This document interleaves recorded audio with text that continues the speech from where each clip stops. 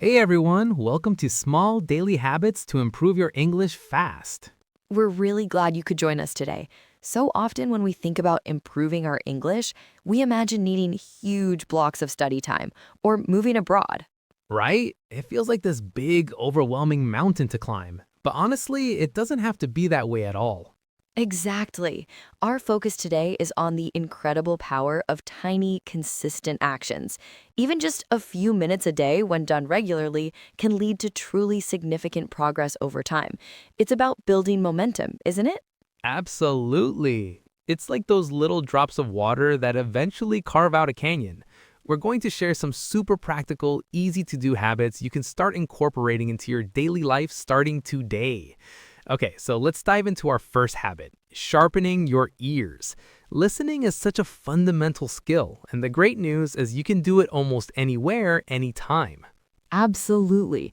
We often think of listening as needing full concentration, but there are fantastic ways to engage with English passively throughout your day. Think about your commute or while you're doing chores around the house. Exactly. My go to is music. Pop on an English playlist while you're doing dishes or driving. You're not trying to understand every single word, but your brain starts recognizing patterns, rhythms, and common phrases. It's like a gentle immersion. That's a brilliant start. And for something a little more structured but still passive, consider background podcasts.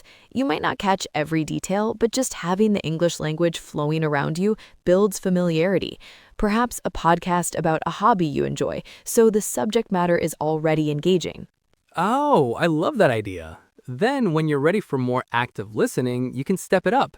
One of my favorite tips is watching TV shows or movies in English with English subtitles. You get to hear the pronunciation and see the words at the same time. It's a game changer. Indeed. And once you're comfortable, try watching without subtitles, or maybe just turn them on when you miss something crucial. For something more informative, daily news broadcasts or short documentaries can be excellent. They often use clear, concise language and expose you to various accents. Even 5 to 10 minutes a day makes a real difference. You're right. Consistency is key. So, whether it's music, a podcast, or a quick news clip, just get that English sound into your daily routine. Moving on from listening, let's tackle something many learners find tricky speaking. I know it can be scary, right?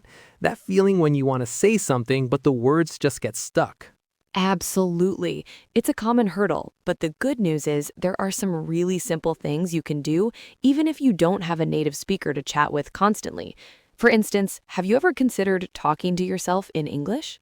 Oh, I do that all the time, even in my native language. It's great for English, though. Narrate your day. When you're making coffee, describe what you're doing. I'm pouring water. Now I'm adding milk. It sounds silly, but it builds confidence. It's incredibly effective, actually. It helps you practice forming sentences spontaneously. Another excellent technique is shadowing. Find a short audio clip or scene from a TV show, listen to a sentence, and then immediately try to repeat it exactly as you heard it, matching the intonation and rhythm. That's brilliant for pronunciation. And what about when you want to talk with actual people? Because that's a whole different ballgame. The nerves can really kick in. Indeed. If you're shy, start small. Maybe find a language exchange partner online. There are plenty of apps and websites for that.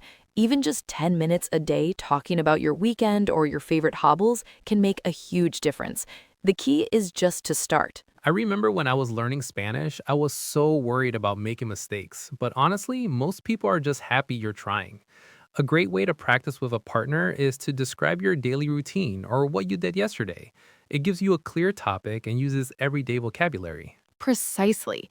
Don't aim for perfection, aim for communication. Every mistake is a learning opportunity, not a failure. Try to focus on getting your message across. Exactly. And remember, even if it feels awkward at first, the more you speak, the easier it gets. It's like building a muscle. A linguistic muscle, I suppose. Just keep at it. Okay, so we've talked about listening and speaking. Now, let's talk about expanding your English toolkit through reading and writing.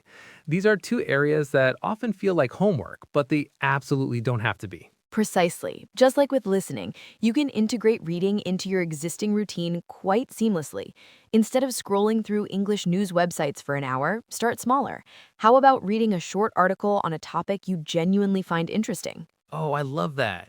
Or if you're like me and spend a lot of time on social media, follow some English speaking accounts that post about your hobbies, whether it's cooking, gaming, or fashion. You'll be reading native English content without even feeling like you're studying. It's a great way to pick up new vocabulary and context. Absolutely.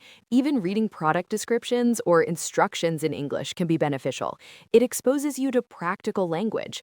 And for writing, it's about making it personal and functional. You don't need to write a novel. Right. My favorite simple writing habit is making my daily to-do list in English. It's just a few bullet points, but it forces me to think about verbs and nouns related to my day.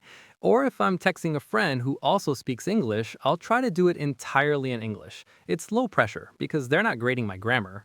Excellent points. Even a short journal entry, maybe just 3 sentences about your day, can do wonders for reinforcing new vocabulary and practicing sentence structure. Or if you keep a physical calendar, try writing your appointments and notes in English.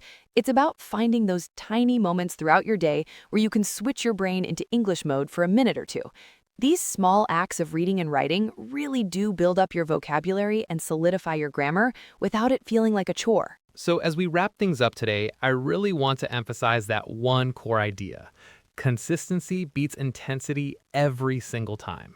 It's not about studying for 5 hours straight once a week. It's about those small, daily interactions with English, even if it's just for 5 or 10 minutes. Absolutely. And if all these tips feel a bit overwhelming, don't try to implement them all at once.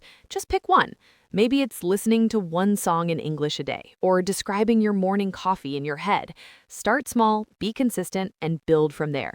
You'll be amazed at the progress you make. Exactly. So choose one thing that genuinely excites you, that feels achievable, and just start today. You've got this. Thank you so much for joining us on Small Daily Habits to improve your English fast.